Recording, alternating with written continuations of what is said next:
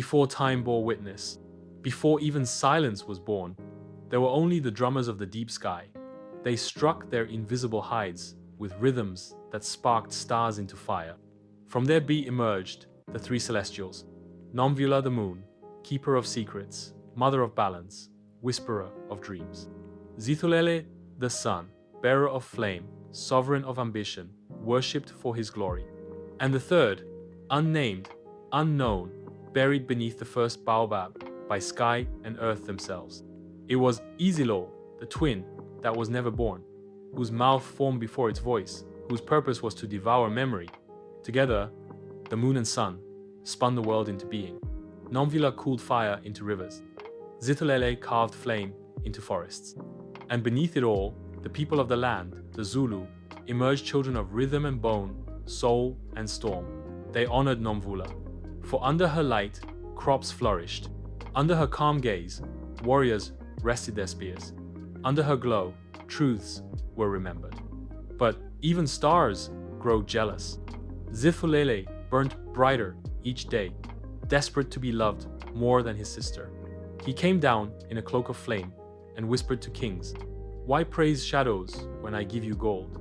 Why sing to the moon when I can make nations rise?" And kings listened. Temples were built not from clay and spirit, but from stone, gold, and lies. The people turned from the forests, from the rivers, from the balance. Zithulele, unsatisfied, turned to Izilo, the devourer, sealed under roots and stone. He offered a forbidden pact: take their memory of her, let them forget the moon's truth. "And what shall you give?" asked the thing beneath.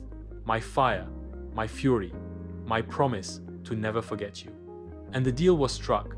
Izilo rose like smoke in silence and feasted on the people's dreams. Suddenly, they no longer remembered how to speak to trees. Children cried at moonlight.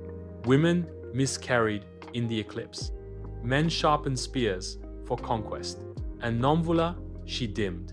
She withdrew behind the sky and hid. 1,000 years passed. Until, under a blood moon and thunder-split sky, a girl was born with stars in her hair and the wind for a heartbeat. Her name was Langa, the light between. She spoke to rivers in her sleep. She remembered songs no one had sung for centuries. Animals bowed to her in fear and hope, but the elders feared her. The kings called her cursed. So she ran into the forgotten forests where the baobabs still whispered. There, in the roots of the first tree, she found bones made of light, a drum carved from stone, and a voice that said, "Call my name and pay the price." She beat the drum. She called, "Izilo." Izilo returned, larger, hungrier, and covered in stolen voices. It tried to swallow Langa, but her blood sang back. She offered her name in full, every syllable, every ancestor, every scar. Izilo staggered. It had never been fed a whole soul before. It begged for more, but she refused. "Give back what you stole. Give back the moon. Or I will teach the world your name." Fear, for the first time, entered Izilo's eyes. It agreed, but on one condition. She will return only to those who remember the price. Forget again, and she shall vanish again forever. With Nomvula's return, balance was restored. The sky wept rain again. Children sang again. The lioness returned to her den. But the people had changed. They built a kingdom of bone and drum, where memory was law, where every child learned not just names, but stories, where songs were as sacred as swords. But Zithulele still burns. Izilo still waits. And so, the moon only shows her face when truth reigns. When the land forgets, she hides again. Some say Langa was taken into the sky to sit beside Nomvula. Others say she walks among us still, testing the strength of our memory. But if you ever hear drums in the dark, if you ever see the moon flicker like a shy flame, remember, your memory keeps her alive. Forget her, and she will hide again, forever. So now you know why the moon hides. It is not fear, it is not shame, it is remembrance. For the moon is a mirror and we, the watchers. When we forget who we are, she turns her face. But when we sing, remember and honor the balance of all living things, she glows in full, lighting even the darkest path. And what does this tale teach us? Children of many tribes. That ambition without balance burns the earth. That truth must be protected, even from our own forgetfulness. That silence has a name, and it feeds when we turn from memory.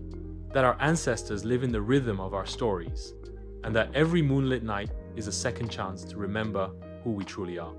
Whisper Nomvula to the moon. What about you, listener? What would you do if you had the power to bring back the moon? Would you remember, or would you forget? Drop your thoughts in the comments below. Don't forget to like, subscribe, and hit the bell icon, because more twisted tales are rising with every drumbeat from the past. This has been another haunting echo from Folktales of Many Tribes, where every story is a key. Every key opens a memory, and every memory keeps the moon alive. Until next time, remember,